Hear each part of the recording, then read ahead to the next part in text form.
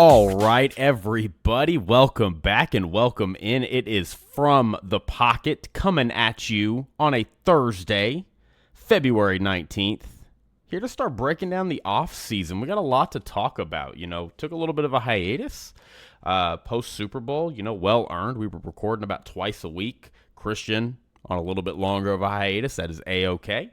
But we got a lot of offseason stuff to really get into. Wanted to do a few things here today. Wanted to first, again, talk about the offseason plan, what's going to be going on, what I'm going to be trying to be doing. Wanted to talk about the head coaching hires, some of their staff, and kind of I went ahead and ranked them, just the 10 new coaches and how I think those stack up as far as just quality of hire. And then I also wanted to get into 10 teams that I think could have a harder offseason than a lot of people realize.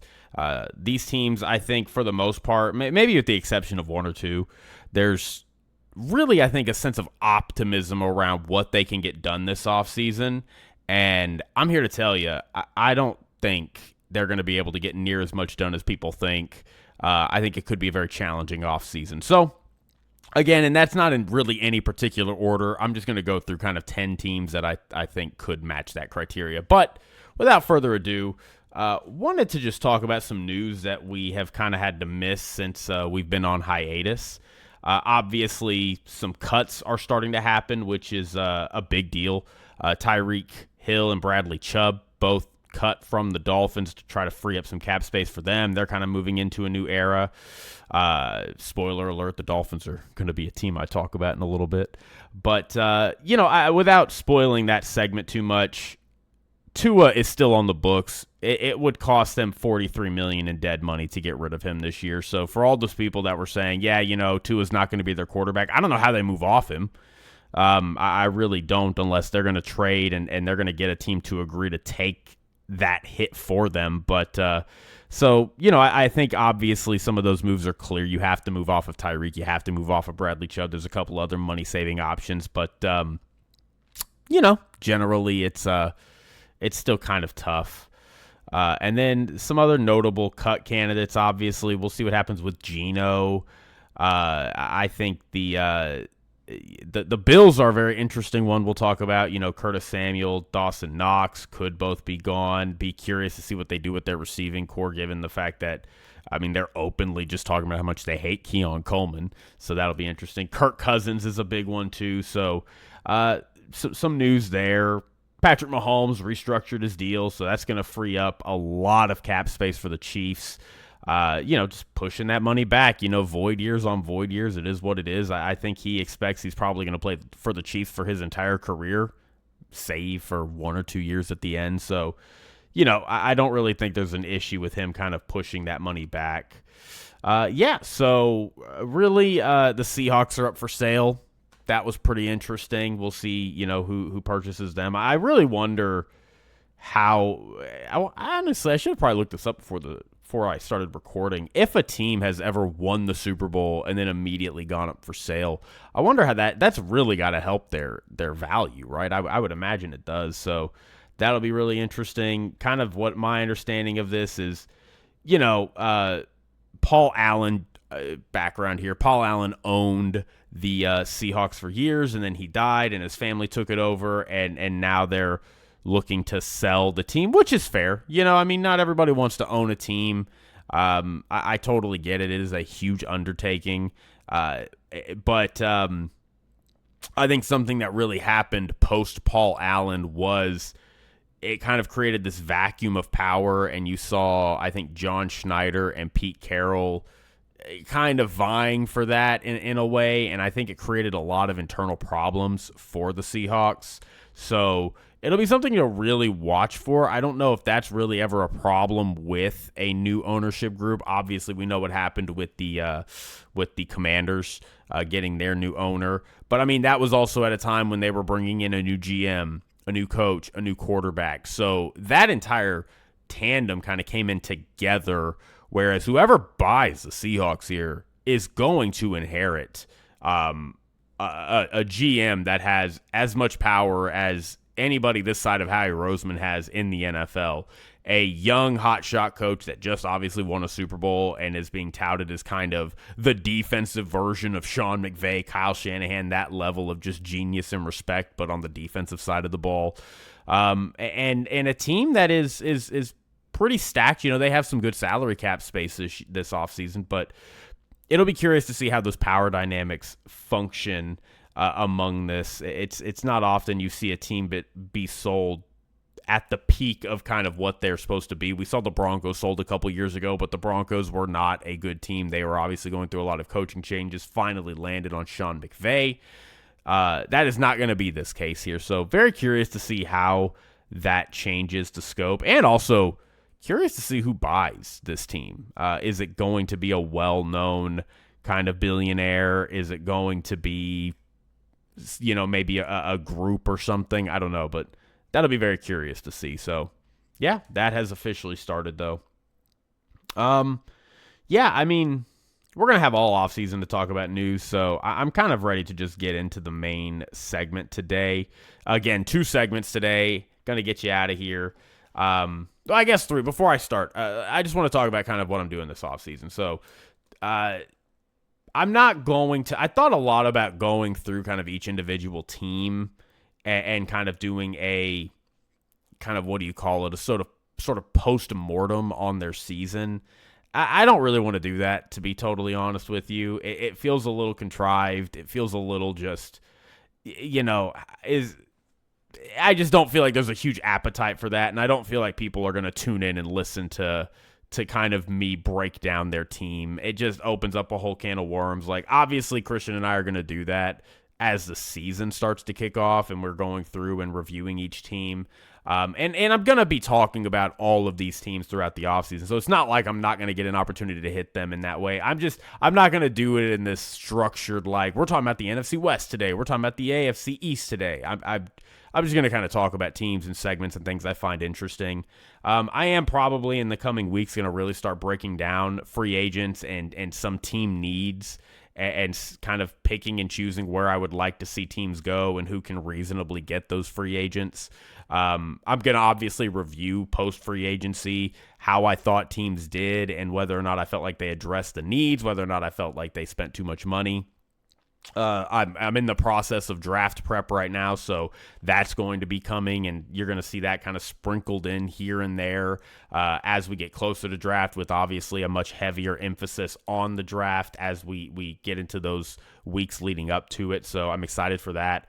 And then post-draft, I will not lie to you, it's going to be a little tough. We get into that May, June window where it's 2 months of just trying to figure out what I'm talking about. July, stuff starts to heat up with training camp, and then obviously August, we're back into it. But, I think the next few months with the combine and free agency and the draft, I think there will be plenty to talk about, so I'm not too worried about content for that. But, we're gonna get a little creative in May and June. I think you're gonna start to see me really pull out some guns. Maybe start talking a little more about history. Start talking about, maybe ranking all-time things, drafts, free agency classes, teams, Super Bowls, MVPs, all that jazz. So that should be a lot of fun. I've got a lot of ideas for it. I've been prepping for this for a while, but not really a concern yet. We're still a few months out from that being a worry. So.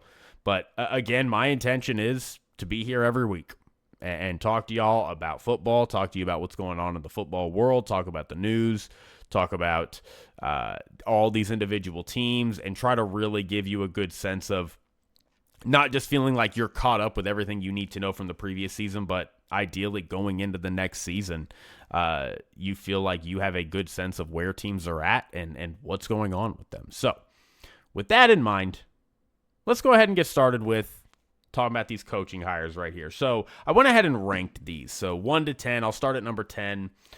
Number 10 for me was Todd Monken for the Browns. Again, now I want to stay off the rip. I didn't hate any of these hires necessarily. Like I don't look at any of these and think this is going to be an unmitigated failure. Obviously, I mean, the statistics say at least a few of these will be. That's just what happens. And if I was guessing which one I would guess, it was the Browns with Todd Monken. Not necessarily a knock on Todd Monken. It's just, he's been around a long time. I think the Browns and the Steelers, who I'll talk about in a little bit, are kind of doing similar things where I don't think they expect this to be the long-term answer for their coach. I think they are saying, look, we have to get through this Deshaun Watson era. Okay, that's just ultimately what we have to do. The Browns right now are $9 million over the cap. And Deshaun Watson has a cap hit of, and I'm not making this up, of $80 million. They have a cap hit of $80 million. I mean, guy's never going to see the field again. $80 million. And if they cut him now, it would cost them $50 million against cap. So they cannot cut him. What's going to end up happening with Deshaun Watson is you're going to see them sign him to an extension, and they're going to give him void years. And they're going to try to spread that money out over the course of several years, and then eventually cut him and take a little bit more, not as much of a hit. They could also, in theory, it can't happen this year. It probably can't happen next year either. His dead cap hit next year is $23 million. That's a little more tolerable. $50 million can't happen. I mean, we know that. But Deshaun Watson, $24 million, $23 million next year, you could probably talk yourself into that if you really want. If it's the difference between having your books pretty much cleared going into 2028. Myles Garrett's cap hit will be $28 million that year, or dead money hit will be $28 million. His cap hit is going to be $28 million as well. And then that 28 season, if they haven't cut Deshaun Watson by then, I think they will. That's going to be a $6.5 million loss. You take that all day. You can get Deshaun Watson off your team, and it only costs you $6.5 million. You take it. So I think that'll happen. And then Myles Garrett in 2028. That could be when we see him cut, because that would save them $16 million based on the current structure. So, to me, this Todd Monken hiring, to get back to the main point, right, is literally just, can you get us to 2028? Can you get us to 2028? Can you help us develop Shedeur or whoever we bring in here for quarterback and help us be in a good position where 2028 we're rocking and rolling. We've got an idea for maybe a succession plan.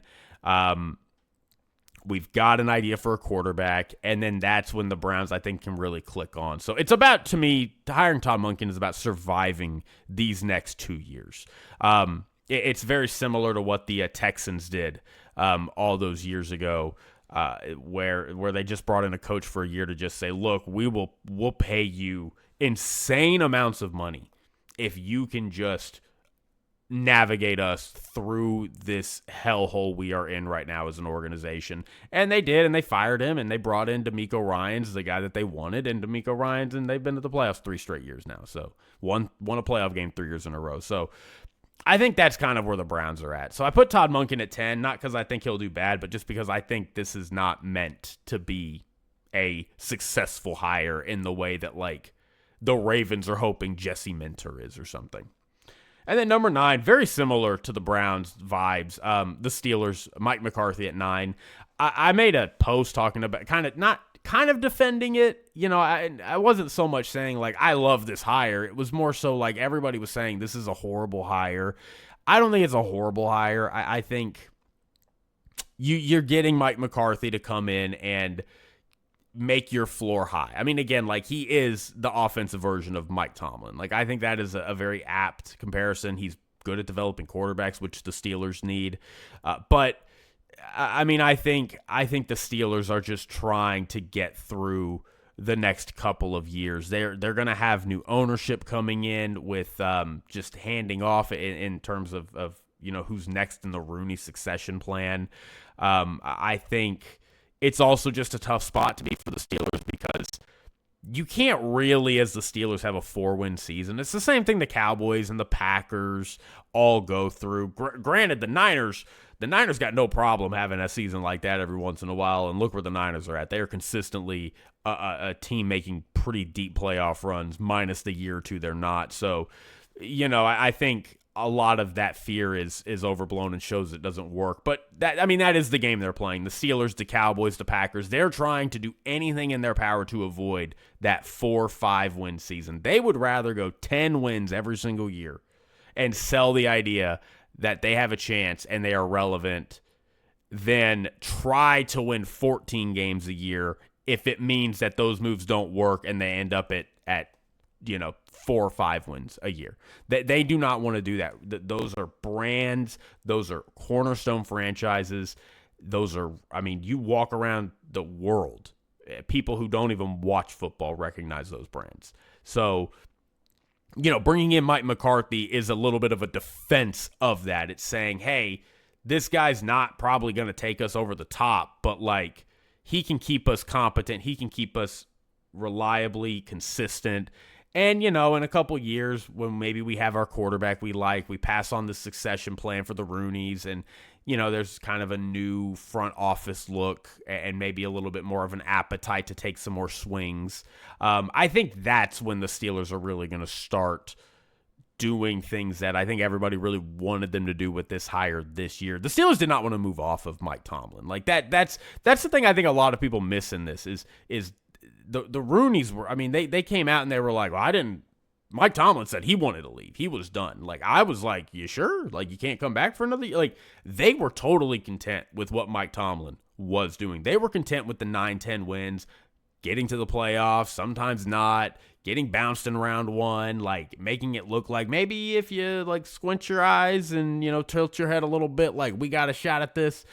They were fine with that, but Mike Tomlin said, I'm done. This is too much. I don't want to do this anymore. So, like, it shouldn't be, like, the idea that, like, they went from, like, we're fine with this consistent kind of middle of the pack, upper tier, lower end playoff team to now it's like, no, we're going to take a shot now and go get a guy that we think could take us over the top. No, they weren't. They weren't going to do that.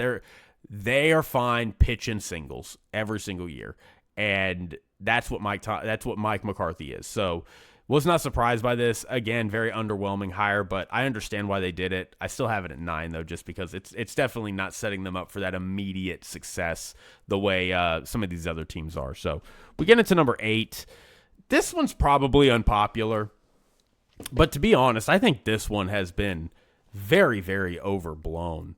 Robert Saleh for the Titans. Like, I like Robert Saleh. I thought Robert Saleh did fine in New York. I didn't think he was terrible, and to be honest, I think that organization really did hold him back. And what he did without a quarterback was pretty admirable. Like I'm not saying I'm doubting him necessarily, but I do feel like I need to see a little more before like I'm ready to write in Robert Saleh as like a slam dunk hire the way a lot of people I feel like have.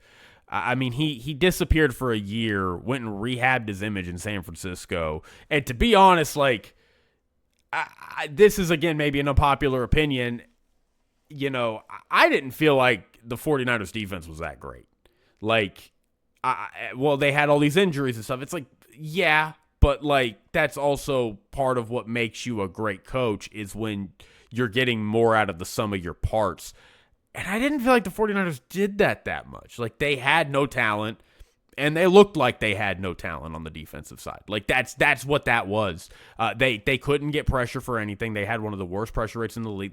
They were bottom 8 in almost every meaningful statistical category. And, I feel like Robert Saleh kind of got a pass because it's like, well, yeah, but he didn't have any talent. It's like, but yeah, but it's not like Anthony Campanelli out here for the Jaguars, who's like, he took a team that had the same personnel as last year, and they were a bottom 3 defense, and he took them over without a pass rush, 23rd in pressure rate according to Next Gen Stats, and he had them as a top 6 defense. Like, that's not what we saw out of Robert Saleh. People are acting like Robert Saleh had no talent and was producing a top 13 defense, and he wasn't doing that. So like, and now we're getting him going to Tennessee, which, again, I think that's a fine hire. I don't hate it. Again, I don't hate any of these hires necessarily, but a lot of people are saying like this could be like the Patriots. This could be like Mike Vrabel. And I'm like, I'm sorry. Mike Vrabel in Tennessee was a fantastic coach. Okay. Mike Vrabel was going to the playoffs every single year in Tennessee. He got the number 1 seed one year with Ryan Tannehill as his quarterback. In a year, Derrick Henry missed half the season with injury. He got the 1 seed that year. Like, he got a quarterback and a decently talented roster, and he got to the Super Bowl in his first year with this new team. I just do not think if we're comparing Robert Saleh to Mike Vrabel and expecting Robert Saleh to have the same effect Mike Vrabel had in New England, like I think you're missing the boat. I think you are putting way too much pressure on him. Like I think Robert Saleh will be fine. I still need to see him do a little more before I'm ready to declare him a really, really good coach. I still don't know if Cam Ward is going to be the guy that I was hoping and thinking he could be. Like he showed flashes and the statistics are not as bad as when you watch him. Like he was better than what the statistics say, but he's still got a ways to go. And they got some good some good cap space. That they have the most cap space of any team this year, $92 million. So they're going to be able to go out and spend a pretty penny on some of this. But I kind of just need to see it come true. I need to see it come true. The Brian Daboll hiring, I liked. I think he'll get some good stuff out of Cam Ward. But let's pump the brakes. Let's pump the brakes on Robert Saleh. Like he's solid, but we got a little bit of stuff we got to do before we're ready to sit here and declare him like a slam dunk hire for this team that is just bad. This is a bad football team right now. Okay. Number 7, I have Mike LaFleur. Now, I did not want to put him above Robert Saleh because I genuinely feel like Robert Saleh is a better coach than Mike LaFleur will probably be. But the thing that gave me kind of the points in Mike LaFleur's favor just as the tiebreaker was the Cardinals stole him from a division rival. And not only that, but they stole him from a division rival that was the only team that seemingly could beat their other division rival, which was the Seahawks this year. So, do I know if Mike LaFleur is going to be a good coach? No.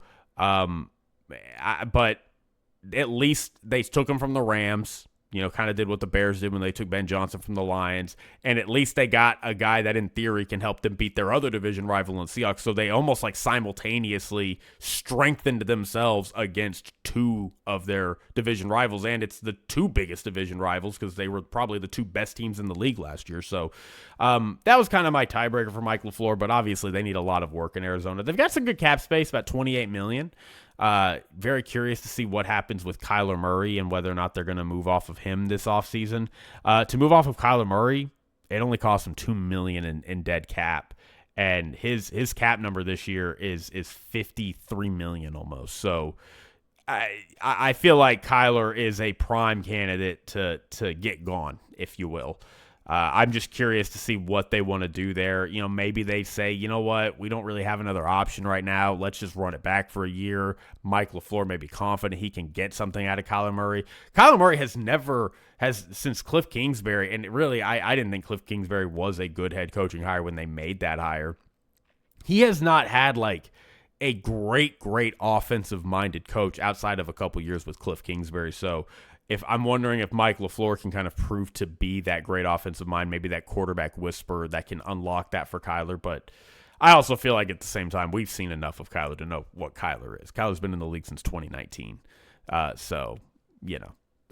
not a bad hire. At least they hurt their rivals.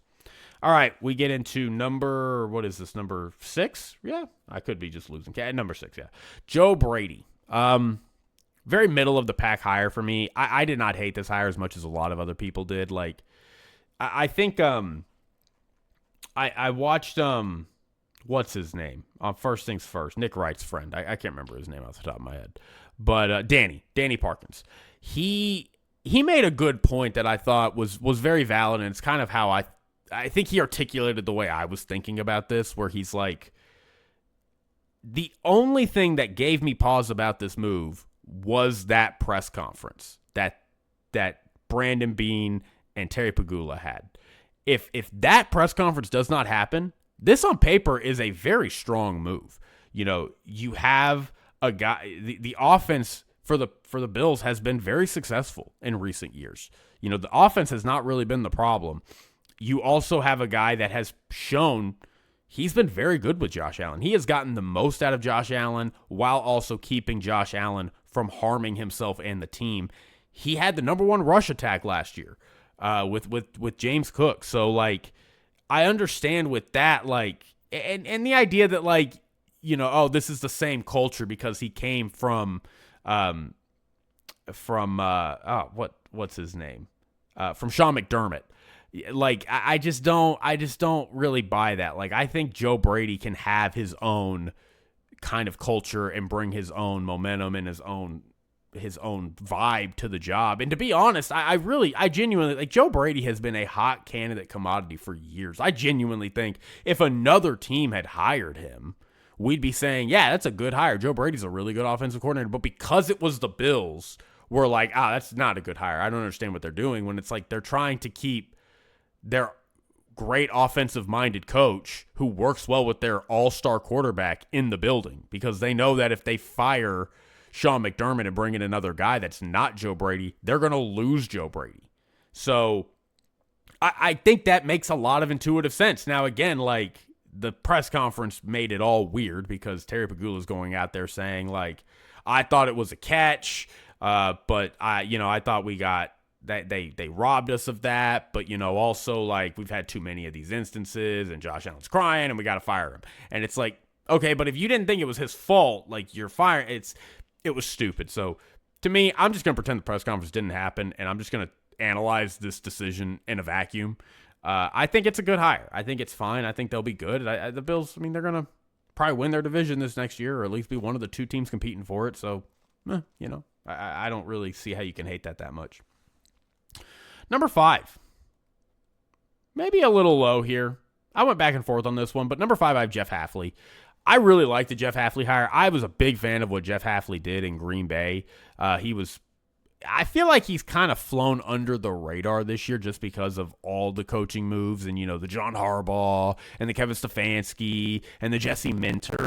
Like, the Jeff Hafley news kind of has not been as robust as I thought it might be. But I don't have him higher, not necessarily a knock on Jeff Hafley, but because I just think compared to a lot of these teams, he's in a much tougher position to succeed than really probably any team on any coach on this list not named McCarthy or Munkin. Jeff Hafley, you look at the Dolphins, I've already talked a little bit about it. They're $4 million over the cap. Their team is not good, and they're $4 million over the cap. That's $4 million over the cap after they've released Tyreek, after they've released Bradley Chubb. Tua is probably not going to be in a position where they can move off of him this year. And in the AFC, especially in the AFC East, if you don't got the quarterback, you don't got the team. And so I look at Jeff Hafley and I'm like, I think you're going to bring great culture. I think you're going to improve them where they need to be improved, which is really in that interior, that offensive and defensive line in the trenches. But, like, are you going to get a quarterback? What's your quarterback situation going to look like? Because in the AFC, if you don't got a quarterback, you're done. You're dead. You're dead. You're a dead man walking. So very curious to see how he handles that. But until I get resolution on that, and given the fact that he is not like he's not a quarterback whisperer. He's a defensive guy. I have to have him a little lower than these other candidates for the moment. But I still really like the hire, and I do think he will improve Miami. Okay. Getting into number 4. I have Clint Kubiak. Again, I like Clint Kubiak. I like him a lot, and I think, he comes from the Kubiak family, obviously. His dad won a Super Bowl. They're all, the Shanahan and the Kubiak kind of clan are all tied together. So, I do enjoy that, and I think he's going to come with some good experience just because of the pedigree he comes from.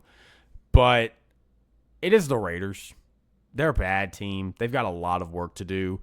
I am a little iffy on whether or not taking Fernando Mendoza first overall is really the move. You have to. You have to. I understand that.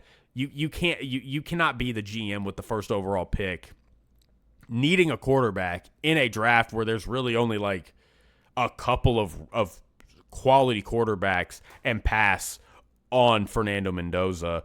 Even if, personally, I don't believe Fernando Mendoza is going to be an elite level quarterback. I think at his ceiling, he's going to be like a top 12 guy, which is fine. A lot of the Raiders would kill for a top 12 guy, right? Raiders fans are like, I haven't known what it's like to have a top 12 quarterback in years. So I understand that, but like, I also just don't think you're competing in the AFC with the 12th best quarterback in the league. I just don't. Not unless you can really, really, really build around him. And I'm not convinced that this front office can do that. Now, again, is that a knock on Clint Kubiak? No, but I do think like that has to take into effect. We have to take into consideration what his prospects look like. And to me, going to a Raiders team that does not have a good reputation for building a team, I just, going to draft a quarterback that I don't really buy is like a huge boon as far as a player goes. Like, I'm just iffy on it. I'm iffy on Clint. I mean, I have him high on this list. I have him at number 4. So, I don't think too poorly of him, but like, those are my concerns with Clint. I think he's a great offensive mind. I think he'll get everything he can out of Fernando Mendoza. And I think, a lot of people are saying like, well, they should draft an offensive lineman and go get like Mac Jones or somebody or Malik Willis or somebody. But the reason the Seahawks brought in Clint Kubiak was because they knew their offensive line was still not that strong. Now, it was better than what it was in the 24 season. It was improved. Got Noah Gray Zabel. Charles Cross returned, obviously. Like, they had a couple of really solid pieces on the O-line, and they were better for it. But Clint Kubiak's entire goal was, we're going to run play action. I'm going to buy you time, and you're going to play within a system, Sam. And Sam Darnold did that, and Sam Darnold took him to a Super Bowl. So, the reason you hire Clint Kubiak is to deal with the fact that you're not going to have an offensive line, and you're going to get a quarterback in Fernando Mendoza that one of my biggest concerns about him is he has to play a little too much in structure to be successful. But you're getting a coordinator, a coach in Clint Kubiak that excels in taking quarterbacks who are good at that kind of thing and getting the most out of them, especially when they don't have great protection. So that's why I have it as high as I do. I think this is the Raiders This is the Raiders, like, they're showing that they do have a little bit of forethought in what they're doing and in terms of their strategy moving forward. So I really do respect that a lot. So I have Clint Kubiak at 4. And then we get into our top 3. Number 3, I have John Harbaugh. I really do love this hire just for the Giants, just, again, stabilizing. I'm a little concerned about them going into this year. Is Jackson Dart the answer? Their roster's a little expensive despite it not being that great. I do love some of their hiring they've done. But, how is this relationship between John Harbaugh and Joe Shane going to work? How is this dynamic going to work as they build the team? Can John Harbaugh build a team? He had a lot of help in Baltimore. That was not his his primary job, rather. So I'm curious to see how that works. So even though John Harbaugh is a proven commodity as a coach, he is going to be taking on a role here that is a much larger role than what he has done previously. So I'm very curious to see how he does. And until then, I have to put him at 3. Number 2, I have Kevin Stefanski. I really like this hire. I think Kevin Stefanski is going to get so much out of that offense. Keeping Jeff Ulbrich was a big deal to me. That defense is coming along great. And I mean, early stock, Bijan Robinson, Offensive Player of the Year. Like, Kevin Stefanski excels at creating opportunities and getting the most out of a player like Bijan Robinson, like a running back, especially a dual threat running back that can kind of do it all and really help you run your offense through him. So I think that's going to help. But my biggest concern, the reason I don't have him at 1, is what's the quarterback situation? He got a lot out of Baker. I respect and I appreciate that. Can he do it with Michael Penix? Maybe. But like, if he can't, I feel like we're just in a better situation. Browns edition almost. It's like Browns 2.0 where it's like, yeah, I mean, your roster's better and you have a better chance to win and you probably will win more here, but like, you still don't have a quarterback. And I saw you without a quarterback and you really struggled there. Not to say it's Kevin Stefanski's fault he didn't have a quarterback in the AFC. Like, you got to do what you got to do there. But like, are you going to get him a quarterback? Like, if you don't get him a quarterback, it's not going to matter. You're just going to see the same. You're going to have a similar like 8-9, 9-8 kind of record. So that's my biggest concern, to see what the Falcons do there. And then the number 1 hire I have was Jesse Minter. Big fan of the Jesse Minter hire for the Ravens. Came from the Harbaugh tree. I think that's that is a team that is like, let's take our team that we feel like is almost there. Let's inject a new ceiling into it with Jesse Minter, who we think can take us to the next level, fix our defense, which has been a problem for a lot of the past 2 years. No offense to Zach Orr, but like he was really struggling for long stretches in this job. And think the defense will be better fit. Think with Lamar on offense, like we're going to get a healthy Lamar this year. They've got some work they've got to do on the offense, but they've got $13 million to play with. You know, Lamar's probably going to be looking for an extension at some point, so that's a little bit of a question. They're going to lose some talent up front as well. I don't know what the status is officially, but my understanding is they are not going to be bringing back Tyler Linderbaum, so they're going to have some holes up front to fix. So, are they going to get better weapons? Derrick Henry's a year older, so some questions to address on that offense. But, like, this defense I think is going to be really good. I think Jesse Minter is I really have a lot of optimism for how these young cats kind of manage the game.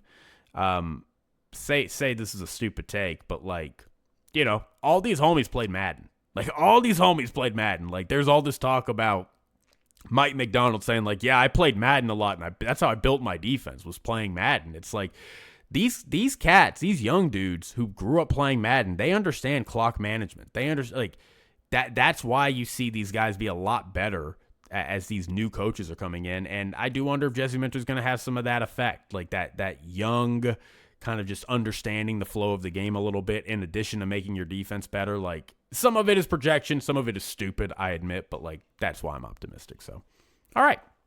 That took a lot longer than I thought it would. I'm not going to lie. We're already several minutes into this, but I have my second segment here. I wanted to go through 10 teams that I think are going to be in for a rough offseason potentially. Now, my criteria for how I made this list, and not every team fits it exactly. As I've talked about the Dolphins a few times, I put them on the list. But like, these are teams that I think a lot of people are very optimistic about going into next season.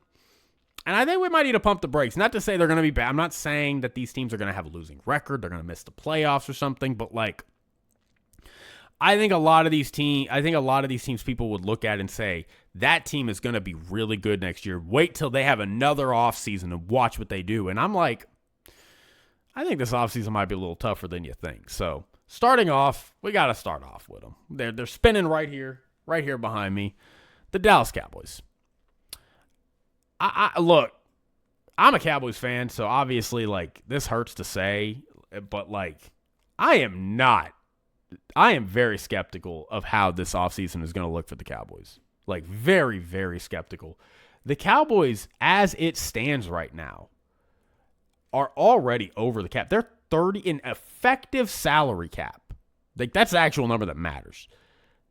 $38 million over the cap almost. $38 million. They haven't even signed George Pickens. Are they going to do that? Dak Prescott has a $74 million cap hit. They don't have any edge rushers. I see people saying, like, should the Cowboys go trade for Myles Garrett? With what money? With what money? How are they going to pay Myles Garrett? Like, how are they going to do that? They can't. There's no feasible way for them to do that. They have a quarterback who has a $74 million cap hit this year. CeeDee Lamb has a $38 million cap hit this year. Tyler Smith has $27 million cap hit this year. Quinnen Williams, Kenny Clark, and Osa Odigizua. All three of them are interior defensive linemen. Combined, they have a $63 million cap hit. $63 million for three interior defensive linemen. No edge rushers, none that really like matter that much outside of a couple of young guys like Donovan Ezaraku, which, okay, fine. This team is expensive. It's not well built, and it does not have a lot of depth. Like, I do not understand how they're going to fix that this offseason. I mean, you look at like where they could save, like they're not going to cut Quinnen Williams. Kenny Clark is gone. Kenny Clark is probably getting cut because to get rid of Osa, who I think has just as I like Osa just as much as Kenny Clark. Osa's younger than Kenny Clark. Kenny Clark is going to save them $21.5 million. So that takes a huge chunk. But even with Kenny Clark gone, you're still $9 million in the hole. You're going to have to restructure Dak. You're probably cutting Logan Wilson right there. That's going to be the move. They're going to save $6.5 million doing that. Jonathan Mingo saves you $2 million. Solomon Thomas. So they can cut some guys here. Malik Hooker is going to save them probably $5 million almost. So I would cut Terrence Steele. I would absolutely move off of Terrence Steele. I do not like Terrence Steele as a Cowboys fan. I think he has overstayed his welcome. I thought it was a fun story when he was a young rookie second-year player who was like, oh, he got picked in the 7th round and he's awesome. No, he's done. He's not good. You have to move off of him. You can save $8.5 million moving off of him. So there are some salary cap savings they can make, but if they're going to go blow that on George Pickens, what are we doing here? Even if you go into the draft and say, we're going to draft edge rusher and we're going to draft a corner, it's not going to be enough. It's not going to be enough. This team needs some serious reconfiguration. And I don't know if they're going to be able to get it in one season. And two, I don't even know if they want to reconfigure it. This has been, it's like Jerry Jones has PTSD or something over not being able to stop the run. And so he's like, what if I just spent all my money on interior defensive linemen? What if I traded Micah Parsons for Kenny Clark? And then I went and traded for Quinnen Williams anyway.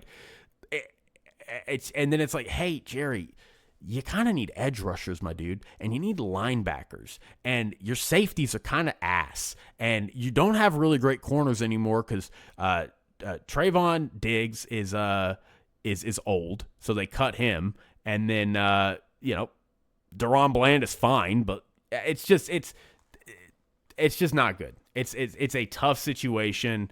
What are they going to do with Javonte Williams? Are they going to sign him? I do not love this team and the way it's structured. I think they're over the cap, and I think everybody is getting way too optimistic about the fact that they have 2 first-rounders. This is not 2 first-rounders away from being a good team. They had the best offense. They had one of the 3 best offenses in the league last year, and they won 7 games. 7 games. What do we do? What are we doing here? What do we do? What do you think this team is going to look like? So I am very skeptical about the Cowboys. I am not optimistic that they're going to have a good offseason. I think they just have too much to fix, and I don't even know what the appetite is to fix it because I think they look and they think we're closer than we are, and they showed that by the trades they made. They're like, let's go get Quinnen Williams. Let's go trade they do not behave as a team that thinks we need to step back and retool ourselves. They behave as a team that's if we just keep trying, we're going to get there, and I just don't see it. Okay. But the one team that has a worse salary cap situation than the Cowboys is actually the Minnesota Vikings, who are effectively $48 million over the cap. $48 million. Now, some of this is pretty easy, I think. You're going to get rid of Brian O'Neill. He's going to save you $19 million. Aaron Jones is probably gone. I think he saves you $6 million. So there's some immediate moves that they're going to be able to make. But ultimately what this is going to mean is that they're going to have to take a step back talent-wise. And that was the gamble that they made. They made the gamble and they said, look, we can move off of Sam Darnold and save ourselves money and use that money to bring in a ton of talent around our young quarterback in JJ, and it did not work. It did not work. It blew up in their face. We don't know if JJ McCarthy's a good quarterback. He's only played 10 games, so we got to give it some time. But Sam Darnold just won a Super Bowl, and now they are way over the cap, and they're going to have to start peeling back that talent. They're firing their GM. So I just feel like the Vikings are in a tough spot, kind of a no man's land, where it's how do you address your $48 million gap? Because you can't get, they have almost no shot of bringing in really any new free agents. And B, what are you doing at quarterback? You're going to field a worse team next year with J.J. McCarthy when, your division is still really good. I'm going to talk about some of the other teams in their division, but Like, all of those teams are still, like, the Lions are probably going to be good. The Packers are probably going to be good. The Bears are probably going to be all right. Like, what's the move here? What's the plan? So I feel like the Vikings could be in for a very rough offseason. Financially speaking, they're in bad shape. Quarterback speaking, they're in bad shape. And they are not in the division that is very forgiving for either of those things. So Vikings and Vikings fans, I'd be a little weary for you. Let's go ahead and just stay. I'm actually going to end up talking about all of these teams in the North. Let's talk about the Bears. The Bears, I'm sorry to say this, my Chicago friends and family, because I know y'all love the Bears, but I'm very skeptical of the Bears this upcoming season. They're $9 million over the cap. Now, their cap situation is not that bad. Like, I mean, they're going to be able to save $13 million by moving off of Tremaine Edmonds. Jalen Johnson saves them $6.5 million. I mean, there's a bunch of places. Cole Kmet, they can move off of DeAndre Swift. There is a lot of places that they could save some money. So, like, their salary cap situation is not that bad, but, like, I also am still iffy. Like, if you're going to be peeling some talent off that defense to save yourself money, are you bringing in defensive talent? Like, where are you getting this edge rush talent from that you really need desperately? I really do like their secondary. I think their secondary, when it was healthy last year, you did see how strong it was with Kyler Gordon back there. Kevin Byard, again, Jalen Johnson, whether or not he's going to be there next year, who knows? But I think really, obviously, it's the edge rushers. But, like, do they have the resources to address that? I don't know. And I'm not very confident that, like, with the 20-something pick that they have, they're going to be able to draft just an all-star, big stud edge rusher. So, and combined with that, like, so they don't have a ton of resources to really address their biggest needs. And on top of that, like, we see this every single year where a team has some magical wins and magical, comebacks and stuff and all these one-possession games, and then they regress horribly next year. Like, Caleb Williams is, like, I think I saw the most popular MVP pick for next year, and I don't know how to tell people, like, guys, that's not how this works. You're not going to have a team that won all these one-possession games, close games, fourth-quarter comebacks. They had 7 fourth-quarter comebacks last year. It was, like, the most ever. And then the next year, they just pick up right where they left off. Like, that is a team that typically loses, that goes in to have 9 one-possession games and loses, like, 7 of them. You know what I mean? So, I'm very skeptical about the Bears this offseason. Don't love their resource allocation. I don't think they have a ton of resource to get better, tangibly speaking. The DJ Moore situation is very weird because, like, they're going to lose $7 million in dead cap if they do cut him. So, like, you could see that mess up any of the savings they have. So I just do not think they're going to be bringing in a ton of new talent this offseason, combined with the fact that a regression of the means feels very, very plausible, just historically speaking, from what we've seen for teams like this. So I'm a little skeptical of the Bears. And then the Packers. Let's talk about the Packers really quick. I know Packers fans love me because I was, they got mad at me because I was right about their team last year. I said they'd win 9 games, and they won 9 games. And they got mad at me for that, but that's okay. That's okay. The Packers are $3.5 million over the salary cap. Rashawn Gary is going to save them $11 million if they move off of him. Elton Jenkins is their biggest savings from what I see. He's going to save them almost $15 million. So, again, like, they can fix their cap space. I don't know if they'll be in a position to really bring in a lot of free agency talent. Now, that said, the Packers aren't really a team that brings in free agents. No offense. I'm not saying this to take a dig at Green Bay, but, like, Green Bay is A, they're about the homegrown talent. They want to draft and develop guys, so they're not even really looking for free agents. And B, people don't want to go play for Green Bay. They don't. When the Rams are offering you a big lucrative contract and the Packers are offering you a big lucrative contract, you want to go play in L.A. You want to go play in Dallas where there's no state income tax. You want to go play in Miami where the weather is nice. Like, Green Bay is a small, cold Midwest town. Like, people do not like to move to Green Bay. No offense. I don't mean any disrespect, but that's just what it is. But because of that, I'm not too worried about their inability to get free agents this year. But really what they need to do is they need to address I think really their receiving room. Matthew Golden was a little bit of a disappointment. He missed a lot of time, and I thought it was kind of crazy how much people were banking on Matthew Golden, a rookie, stepping in and just fixing their offense. I just did not buy that. They're going to lose some talent on the offensive line. They're going to lose some talent on their defensive line, so they're going to have to find a way to replenish that. I'm maybe they're confident now that Christian Watson can take that number one role and Matthew Golden can kind of come in and be like a 1.5 or a 2. I don't know.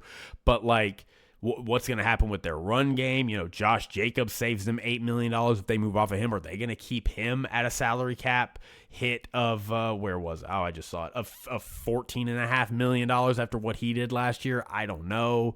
So some big questions to answer for the Packers. I'm not saying, I fully expect the Packers to be a good team next year. They still have a fantastic, phenomenal talent. Jordan Love, I'll be the first to admit it. He very much surprised me with how he played last year. He was very, very good for large swaths of the season and was much more consistent in a way that I just had not seen him be. So I have no doubt that the Packers will be in the mix next year. But I do not love the way their offseason is stacking up. I just look around and I see like some glaring holes, and I'm just not 100% sure how they fix those glaring holes. So that is my thoughts on the Packers. And then we'll close out this division talking about the Lions here. The Lions are $14.5 million over the cap right now. Not a lot of places they can kind of move off people because so many of their contracts, Jared Goff, Amon-Ra St. Brown, Alim McNeil, Penei Sewell, Aiden Hutchinson, DJ Reed, even Jamison Williams, like all of these, Kirby Joseph, there's a long list, but all of these players are detriments to them, like cutting and saving money. Now, a lot of them, they're not going to cut Amon-Ra, right? You're not cutting Amon-Ra, but my point is to say, they don't have a lot of flexibility in how they can move off of players, right? The players they can move off of are David Montgomery, which I don't know if you want to move off of him, Graham Glasgow, Taylor Decker saves them $11.5 million, but they lost a lot of offensive line talent last year. Now it's okay, now we're moving off of Taylor Decker too, and we had problems on our offensive line this year. How is that going to work? So, obviously, big question here. What are you going to do with Jahmyr Gibbs? Are you going to sign him? Are you going to let him walk? I feel like you kind of got to sign Jahmyr because he's literally one of the best offensive weapons in the league. But again, where are you going to get the money to do that? And again, it's one of those situations where it's they're not going to be in a position where they can go get and shop a lot of free agents. So this to me feels like a team that got worse going into this past season, lost its coordinators, lost some talent on both offensive and defensive sides of the ball. And they're coming in now with a new offensive coordinator again. Granted, I am bullish on Drew Petzing. I think Drew Petzing, for some reason, is getting a lot of hate in the media. I thought he did fine in Arizona. I thought he was great the year before last, and I thought this year he did okay with what he had. But it's still a new offensive coordinator, and this roster is going to be worse than it was last year. And if they were missing the playoffs last year with a Packers team that really wasn't that great, and a Bears team that, I should clarify on the Packers. I'm talking about even with injuries, the Packers had all these injuries and the Lions still could not beat them and could not finish ahead of them in the pecking order. Are the Packers going to get all hurt again? Because if that doesn't happen, how are you going to beat them? You know what I mean? So my concern with Detroit is you're getting worse. The Packers are probably going to get a little better than they were last year. The Bears are probably going to stay, at least in some capacity, in the mix. And you were already beating them last year. You swept them last year, and you still could not even come close to beating them in the pecking order. So I just don't know what I'm going to get from the Lions. I'm very concerned about them. They missed the playoffs last year with this. They're going to probably have a slightly easier schedule, but I don't know. In this division, the Lions are feeling to me like they are quickly dropping lower and lower to the bottom of the division again. Okay. Let's talk about a few more teams. I wanted to talk about, how many teams do I have here? Do I have I might be missing a team. We'll figure it out. I think I'm missing a team, but it's okay. I did want to talk about the the Texans really quick as well. The Texans are, where's my numbers? Oh, right there. They're $10.5 million over the cap. Now, similar to maybe the Bears a little bit, like their salary cap situation is very fixable. Joe Mixon saves them $8 million. Let's see. Dalton Schultz can save them $5.5 million. Mario Edwards, Tank Dell, sorry if you're a Tank Dell fan. They're going to probably end up losing some talent on the defensive side, which is unfortunate because, to be honest, the Texans are not like a great scheme defensively. They're literally just weird. We just have better guys than you. We're just better than you, and you're going to have to beat us. You're going to have to stop Will Anderson. You're going to have to stop Danielle Hunter. You're going to have to throw against Derek Stingley and Jalen Petrie. And if you can't do that, you're not going to win. So, I am curious to see how they replenish the cupboard a little bit. I'm not saying they can't. They have obviously drafted very well, and I hope to see. One thing that always annoys me about the Cowboys is I think the Cowboys draft well, but the Cowboys don't have any confidence in their drafting. They draft a good player, and they're like, we got to pay this good player great money. I hope that the Texans kind of retool a little bit and say, okay, no, we can let some of this go. We can have some freed up space. But I think the biggest question that hangs over them is what are they going to do with C.J. Stroud? I don't think you could pay C.J. this offseason. I think you got to let him. Is that real? That can't be real. He has a dead cap hit of $1. That's weird. But anyway, yeah, I mean, you got to make a decision on C.J. I'm really hoping that you start to see some of these quarterbacks get that what we would call a mid-tier contract, right, where every other position in the league has this except quarterbacks for some reason, where everybody knows, oh yeah, like this player is like a top 12 player at their position. Let's pay them like the 12th best player at their position. And instead, quarterbacks, it's like, oh, you're the 13th best quarterback. Well, here's the most money that's ever been given to any player ever. So I hope that changes, and I think CJ, Bryce Young, I think those are great candidates for that. And then I forgot to mention Danielle Hunter. You can't move off of Danielle Hunter. He's $20 million in dead cap money, so that's going to be pretty detrimental to them. There's no reason to move off of him at this point, especially not. I mean, him and Will Anderson last year were just monsters. So, yeah, but curious to see what the Texans do. Like, their salary cap space is not horrible, but like I don't think they're going to have an opportunity to bring in a ton of cap, combined with the fact that they very much are a talent-driven defense. So they really, not saying they can't do it, and I'm not saying you shouldn't even be optimistic they can do it because they've shown they can, but I am curious to see how they restock this defense, particularly in the draft this offseason. Okay. Let's talk about the Buffalo Bills. Why not? The Bills are $16.5 million over, so a lot of cap space they have to get rid of. Dawson Knox, Curtis Samuel are probably key people to consider. Dawson Knox saves them almost $10 million. Curtis Samuel saves them almost $6 million. But they have to be careful, right? Because they don't have a ton of weapons. The Keon Coleman situation is weird, so you can't be like shedding receivers, at least not with a game plan to go get another good receiver. But I think this is going to be a team that's really just taxed out and is not going to be able to get a ton of free agents. It's kind of disappointing to me, to be honest, because I really loved what they did a couple off seasons ago where they cleared their books, moved off of Stephon Diggs, went and got some some draft capital. But I feel like they're right back in the situation they were just in, where it's like, okay, now we're over extended on our salary cap. We can't really get out of it unless we're going to just restructure or cut a bunch of guys, which is going to hurt us talent-wise. And we don't really have anything to show for it except the fact that we're probably just going to continue this downward trajectory of maybe getting a little worse year after year after year. Even though we're always in it because we have Josh Allen, like, we're still going to kind of get worse, a little worse. So I'm a little disappointed in that. And outside of Dawson Knox and Curtis Samuel, like, they don't have a ton of flexibility in terms of who they can cut. I mean, Osiris Torrance saves them $4 million. Dorian Williams saves them $3.5 million. Taylor Rapp saves them like $3 million. So like they have some options here, but nothing. I mean, they're 16 million over. Like that's a lot of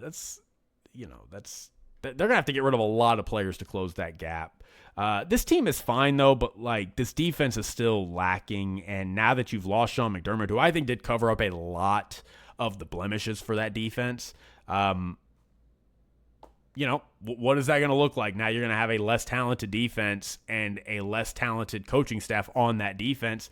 I did like the Jim Leonard signing, but it's an unknown commodity, and he's going to be working with less talent than what he had when he, covering the position he did for the Colts. And I just am not immediately sure that they're going to be able to function as a high-level defense if Sean McDermott couldn't get. Like what is Jim Leonard going to get out of this defense that Sean McDermott couldn't? If Jim Leonard is as good as Sean McDermott, that's holy moly. Like, we are cooking.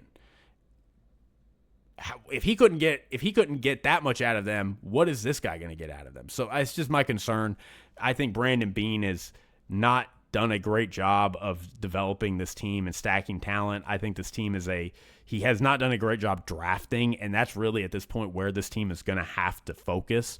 And if they can't draft, they're not going to have, it's just, Brandon Beane needs to have a good offseason this year. Like, he needs to have a great offseason. He needs to go in and find some gems in the draft and restock this cupboard, because free agency is not going to cut it with their salary cap situation. So, we'll see.